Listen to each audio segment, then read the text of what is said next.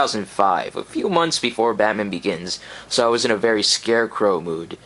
What was also convenient is that pretty much all of his episodes in the series are in that first box set.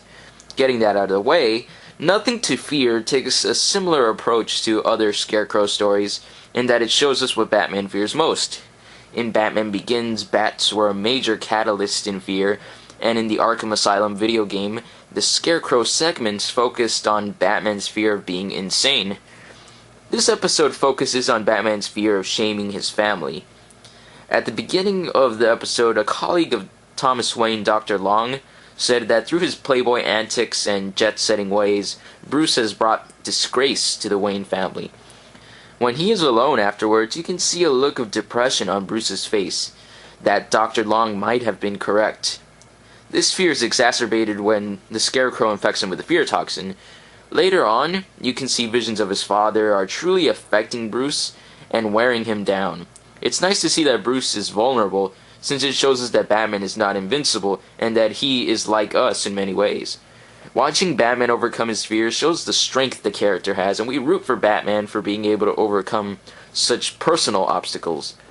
This episode contains one of the greatest moments in the series where, of course, Batman overcomes his fear by saying the famous, "I am vengeance, I am the night, I am Batman!" It's such a triumphant moment elevated by a great musical score and an outstanding vocal performance by Kevin Conroy. The score throughout the entire series is great, but like I said in the On Leather Wings review, the earlier episodes have especially exceptional music. The opening theme in the episode during the title card is perfect for the Scarecrow, and it sucks you right into the tone of the episode. The Scarecrow himself is actually a bit different from the more modern version of the character. In this first Scarecrow episode, he doesn't immediately strike me as a compelling villain. This might be because I don't get any kind of scary vibe from him. The design and voice acting on the Scarecrow, does not give him a lot of personality. Instead of a full-fledged supervillain, he comes off a little more like a goon with a fancy gimmick. That might be a bit harsh of me to say, but if not for the fear gas, he's no kind of threat to Batman, even though he's still a psychologist. There's actually a great moment within this episode where Batman infects Scarecrow with the fear gas, and he sees a monstrous bat creature, which reminds me a lot of Batman Begins. Which is weird, since Nothing to Fear came out first.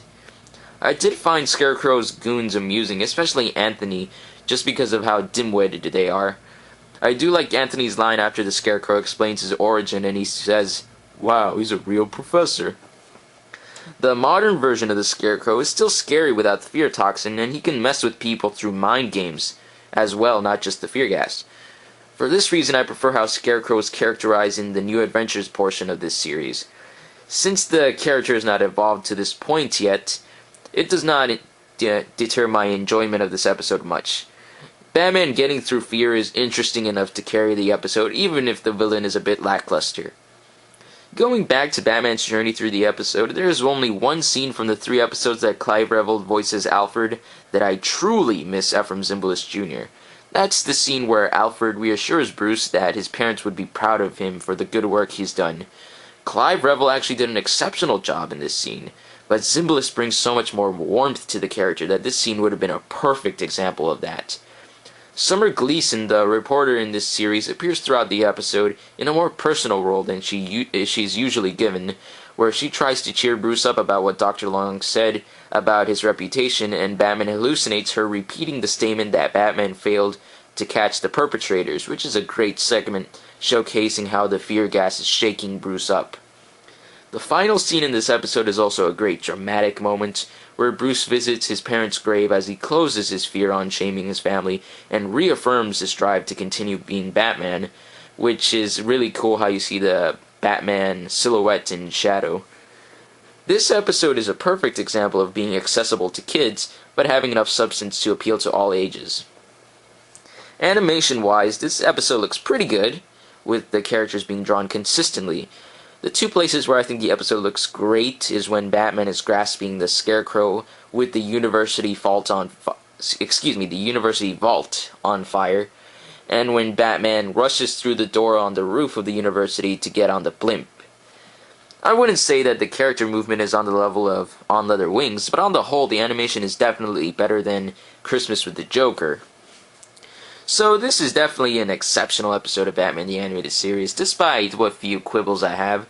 It's a great exploration of Bruce Wayne overcoming fear, and there are other Batman stories that do this and probably do this better, but this is still very good, and the I am vengeance, I am the night moment just totally bumps this episode a little bit up. So, I rate Nothing to Fear a 4.5 out of 5.